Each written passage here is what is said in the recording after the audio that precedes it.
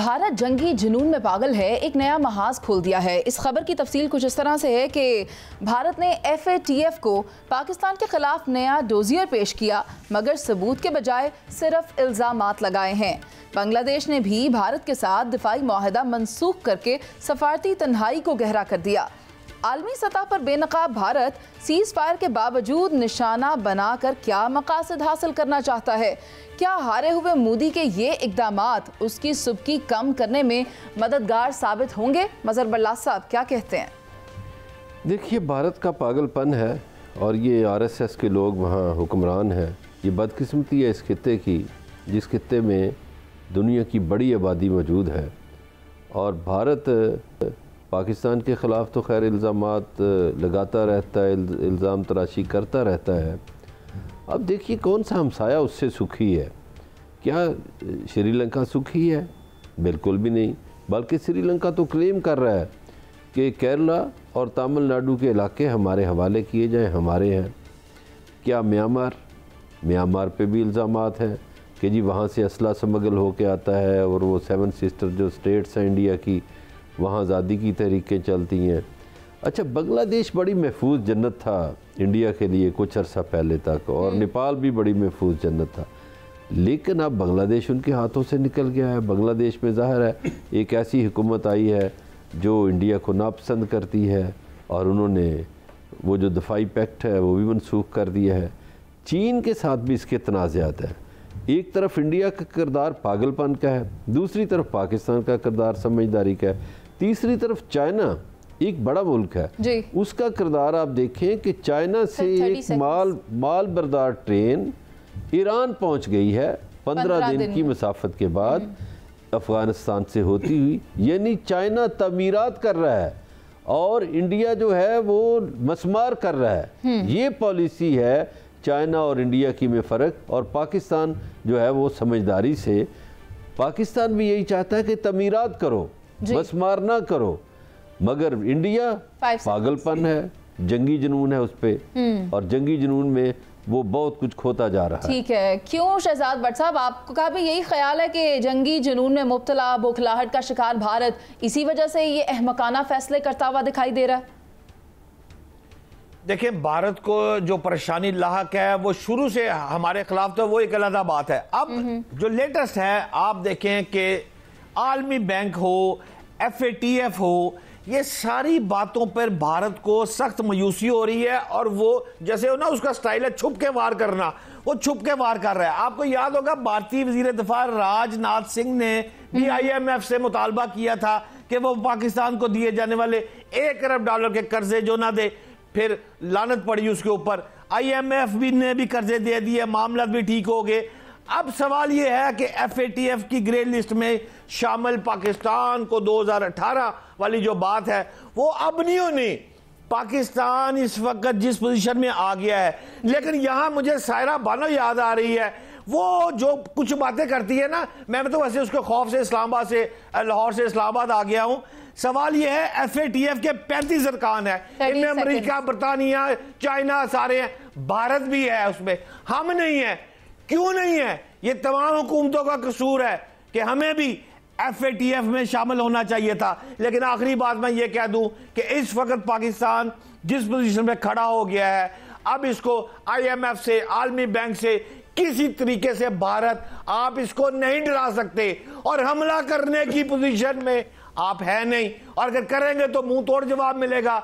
लिहाजा सिर्फ खसियानी बिल्ली खंबा नोचे भारत। बहुत अच्छी मिसाल दी आपने। सायरा जी, आप मुझे ये बताएं कि भारत को एक और हजीमत, दिफाई मुआहिदा बांग्लादेश ने भी मनसूख कर दिया है। क्या सोचा था और क्या पाया है भारत ने? जी, पहले तो भट्ट साहब आप क्या इक़्तिदार में हैं, तभी कल वहां पर आंधी तूफान और ज्यादा बारी आई थी। को रहम करें आपने कहा पता नहीं किस खौफ से आप वहां पर गए हैं, लेकिन वहां पर आपने जाके देखे तो मौसम का हाल क्या कर दिया।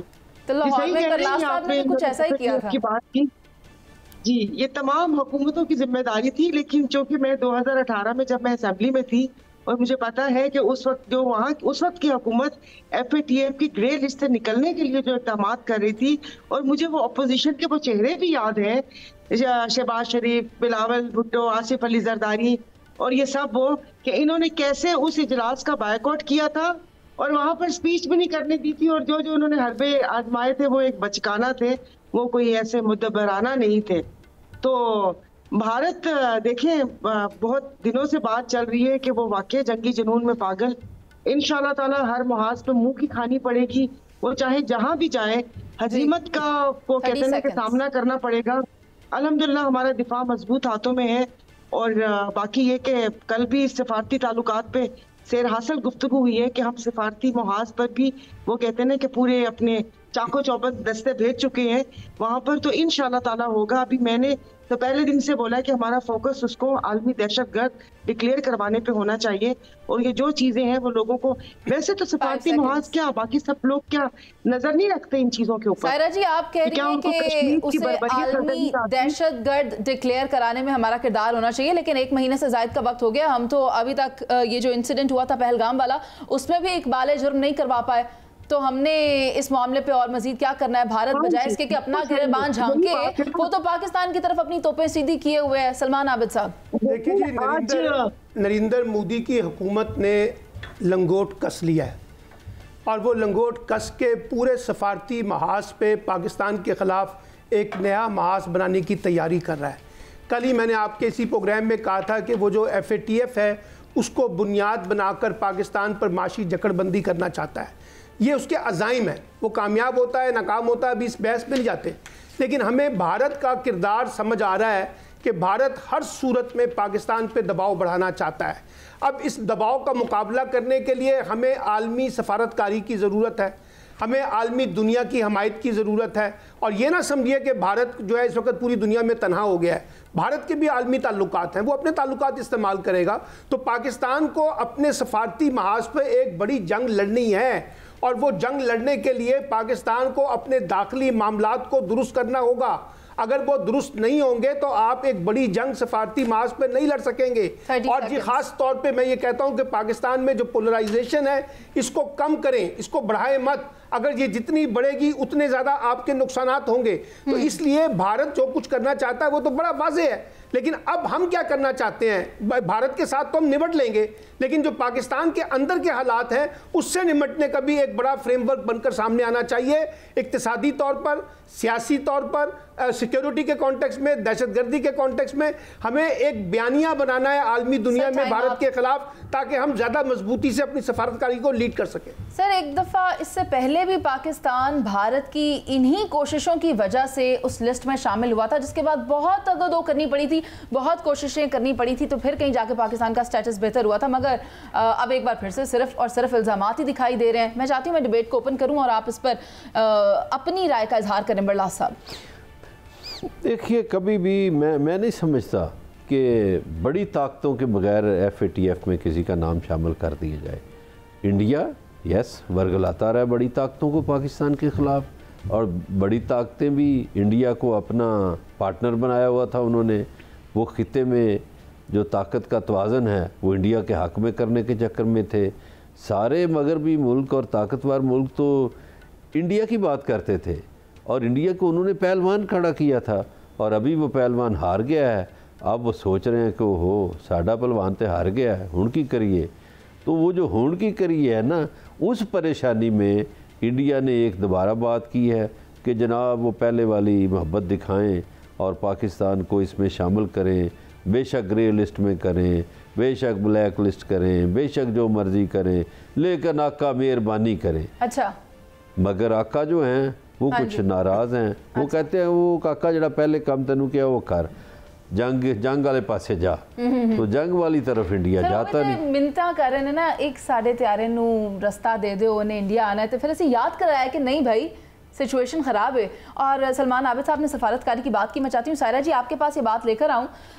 सफारतकारी का कहा जा रहा है उसके ऊपर काम करने की ज़रूरत है, और वज़ीर आज़म पाकिस्तान भी एक दौरे पर चले गए जहाँ उन्होंने चंद एक ममालिक का दौरा करना है। इस एजेंडा को आप इसके साथ कैसे रिलेट कर सकते हैं सफारतकारी के साथ?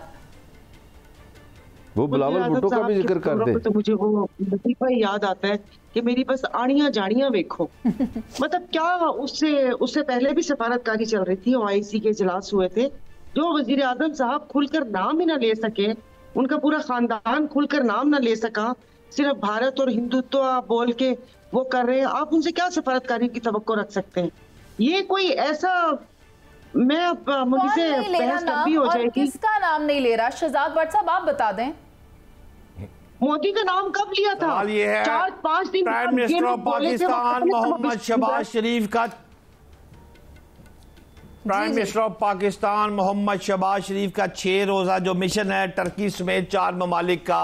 कौम को मुबारक हो। आज़रबाईजान जो JF-17 हमसे बाय कर रहा था 16 से बढ़ाकर अब वो 40 तक कर दिया है, जिसकी मालियत 4.2 अरब डॉलर है। सर सायरा जी की बात का जवाब दे दें प्लीज, रिपीट कीजिएगा। डिस्टॉर्शन। सायरा जी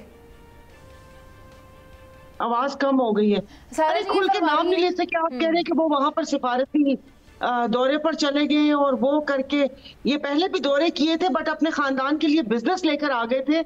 मतलब कोई एक ऐसा फेस हो जो इसकी बात पे यहाँ मुल्क पाकिस्तान की आवाम यकीन नहीं करती, आपने उनको दौरे के लिए भेज दिया कि जाए वहां पर जाके सफारती ताल्लुकात को बेहतर करके आए। टर्की से तो उनके वो कारोबारी मरासम है, जो PIA के भी जो सारा कुछ हुआ, जो PIA के जितने भी रूट थे प्लेट में रख के दिए थे। वक्त कम है शहजाद भट्ट साहब, इतना काफी होगा बताइए। करके दिए थे।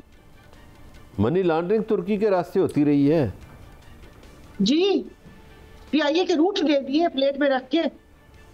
और कोई माने या ना माने, सफारती महाज पर कामयाबी जो है the whole credit goes to हुकूमत पाकिस्तान, पाकिस्तानी अवाम और फौज। ये टीम वर्क को मुबारकबाद है और इसी का शुक्रिया अदा करने टर्की जा रहे हैं, आज़रबाईजान जा रहे हैं और वहां से हैरान कुन तक आपको इमदाद मजीद मिलने वाली है।